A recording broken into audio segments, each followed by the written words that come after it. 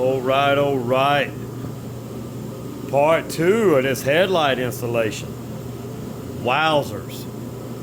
I'm going to tell you, there's some people in this world that just really don't need to work on cars.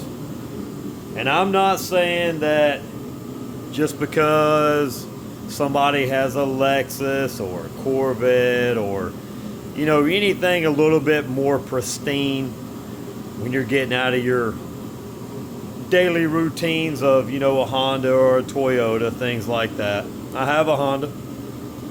They're great cars. I'm not knocking them. That's not what I'm saying. But when you have a car that is a little bit disregarded of a little bit of a higher standard, you might say, and you have to do some repair work,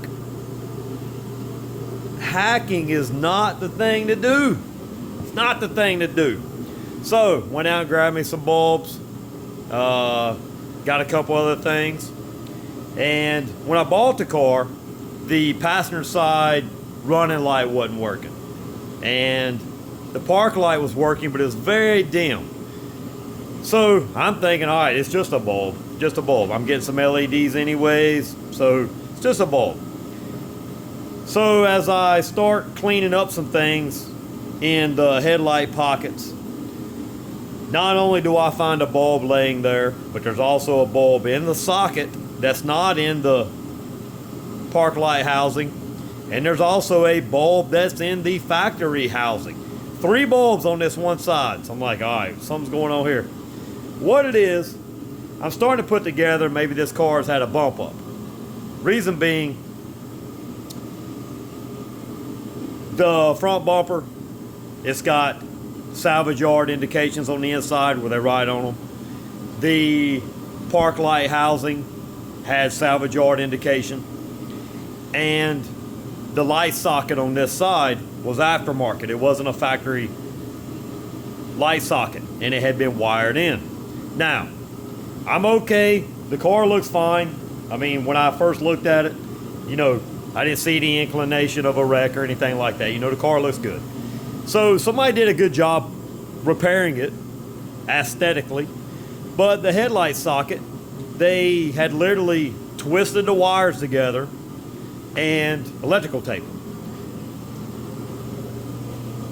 That's shit. That's shitty. I wouldn't even do that on a Chevette. So yeah, that's kind of shitty. So I've been working on that. The reason it wasn't working is because they didn't have the wires hooked up correctly. The reason it was dim when you would cut the park lights on is because it wasn't wired up correctly. So, cut the wires, got everything wired up correctly, put heat shrink on everything, taped it up, zip tied all the wires nice and neat up out of the way.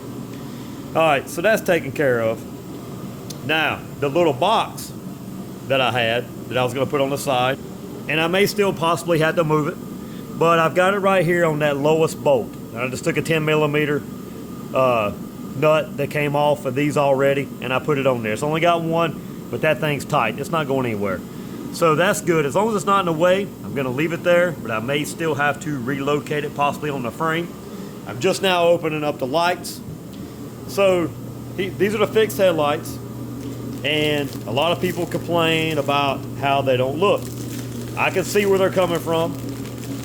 It definitely has a different look to it. A lot of people say, I'm going to vinyl wrap this top or mask it off and paint it, which, again, I can see that.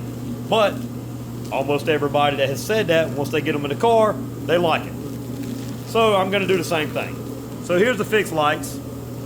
It's got all the brackets and everything. They're in that box down there.